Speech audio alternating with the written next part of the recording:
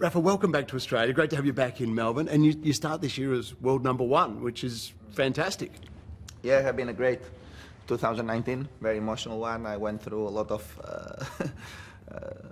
situations during the year, but yeah, after the beginning, after a good beginning in Australia, I went through some physical issues for a while, and then I come back strong now, and I had a very good second part of the year. So yeah, super happy to be back here in Australia, and yeah, just try to be ready for it. Does it give you a boost coming in as world #1? Honestly, not much.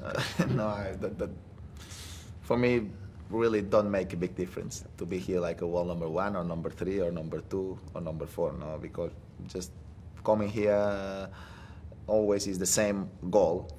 Is just try to be 100% ready for the action and give myself a chance to compete at the highest level. If that happens, then normally things can go well or not that well, but always there is a chance. Yeah. And Rafa, you start a season as a married man for the first time. Exactly. How is that? How has married life changed you at all? Honestly, not. No.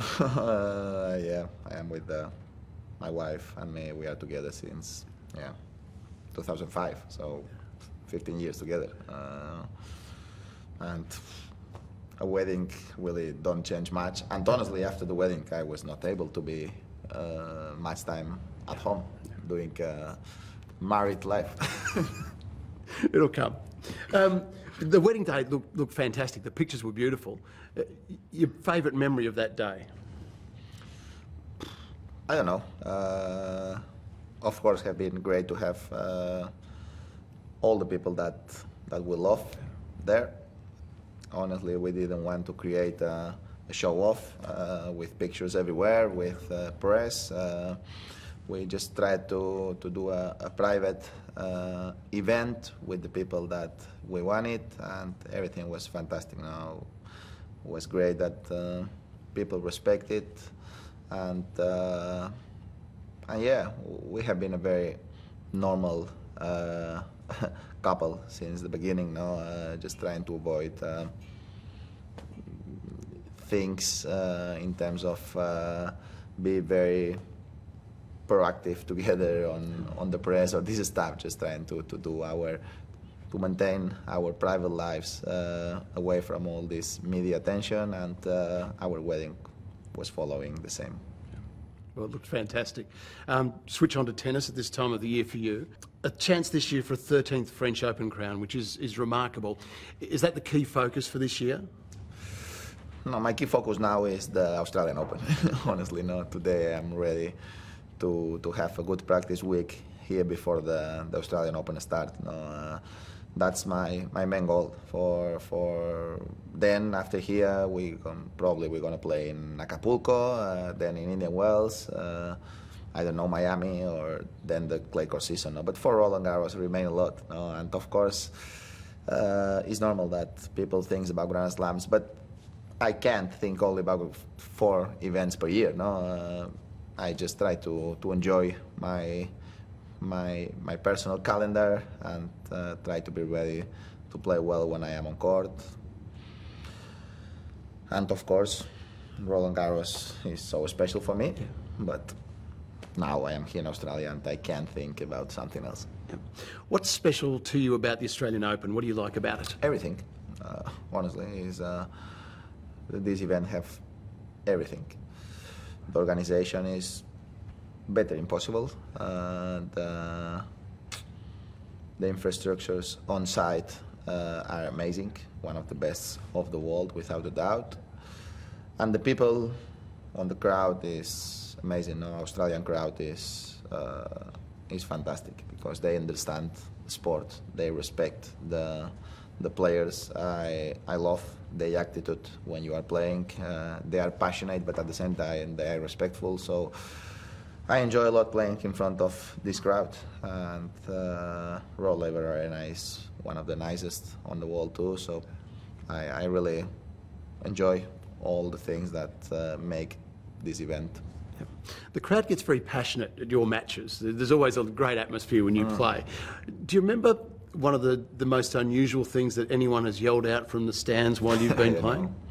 a lot of things I heard, but I can remember one in particular. Is it good? Do you enjoy that, or would you rather it not happen?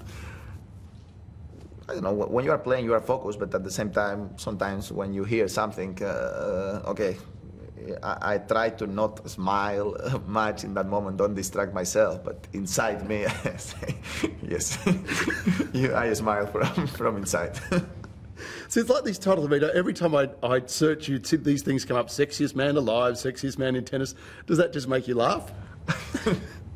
Yes, when I'm on the tennis court, I say, I just, when I hear something like, I want a son of you, and this stuff, I don't turn my head on and smile, but because I want to be focused on the point, and I don't want to pretend to be not respectful with the opponent when this kind of stuff happens, because if you are able to give something back to the crowd, you feel that you are not putting attention on the opponent. I don't want to show this thing, but inside of me, of course, I smile. So it really is hard not to laugh. Yeah. That's great. What do you think's the best thing? I mean, you've been here a lot now. You know the Australian people pretty well, and they love you, obviously. What do you like about Australians? What's a bit different about Australians, do you think? I think that they're very hospitable. Hospitality is great. They are sports people here in Australia. No, honestly, no. I love to in all the cities that I went, that they always have parks, people practicing the sport, outside life. It's true that when I am here, always is summer. That helps for all these things. But I like the character. They are dynamic. I don't know. I feel that people are able to do things, to enjoy life, and this is something that I always try to do, so I feel close to all of this stuff. Anything unusual about Australians? I don't know, sometimes it's difficult to understand. For me personally, when you talk too fast, sometimes I get very confused. Okay, we'll slow down. We've talked about the Australian Open. On later this year, the Olympic Games, Tokyo 2020.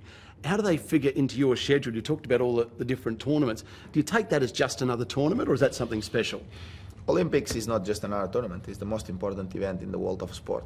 So, honestly, Olympics always is a very special thing to be part of it, to enjoy the experience in the Olympic Village, to share moments with the rest of sports that normally are not that popular, and you are able to know all these people that you see on TV too, and you are able to share moments with people that they are one of the best sportsmen on the world, and they are not well known, and they know you, of course, because you are from a very popular sport. So all this combination of things makes the Olympic Games very special. No? And it's true that when in our calendar that is difficult by itself, when you add an Olympic Games, it's even more difficult. No? But doesn't matter. Olympic Games always will be an important part of tennis calendar, without a doubt. We love our sport in Australia. You love your sport. We have two sports here that are a little bit unusual in cricket and AFL football. You're familiar with both. If you had to play one of them, which one would you play, cricket or AFL? Football. More dynamic. I don't know. Cricket for us is a little bit more difficult to not to understand, but in some way in Spain cricket is not very popular, and of course Australian football is not very popular in Spain. But I don't know, when I watch a match of any or cricket or Australian football, I always had more fun watching Australian football than cricket, because it's more dynamic, because I don't know, I like to see the people moving without stopping much. On cricket, of course there is a lot of things that can happen, but you are more stopped for a while, no? Yeah. And in football it's very dynamic, and I enjoy that. Have you got an Australian football team that you support yet? No. No. Good to know. Did you have a favourite Australian Open moment from over the years? I mean, 2009 was obviously a great year. Is there a moment that sticks in your head when you walk back to Rod Laver, you go, yeah, I remember this? Honestly, I have a lot of great memories here. I have some negative too, because in this tournament I got injured more times than no one other Grand Slam. Yeah, I have 2017 against Roger final, even if I lost, have been an amazing comeback for both of us, and I appreciate that moment. 2012 against Novak, I lost that final with almost 6 hours of match. And of course 2009 semi-finals and final have been very emotional now. So I enjoyed a lot of great moments, and probably the worst, I had to retire it a couple of times, but the worst probably have been the final of 2014 against Stan Wawrinka, that I got my back injured during the match. I finished the match, but I was not able to move myself enough well to compete a match like a final of Grand Slam. And yeah, that was on one of the 2 hours, one of the toughest 2 hours on a tennis court. Be playing in a final of one of the most important events in my life, and be there. Didn't want to retire it, but at the same time knowing that I will not have any chance. You and Roger and Novak have shared such a powerful era of tennis, the three of you. What's the dynamic like between the three of you? What does it feel like when you play each other, and away from the court? What do you like, the three of you? Do you see much of each other? Well, we shared a lot of important moments in our career, so honestly, for me, I can't talk for the others, but for me, they are part of my life, you know. So I can't hate them, you know. At some point, I love them because they have been part of some of the most important moments on my tennis career, and of course, my tennis career have been an important part of my life.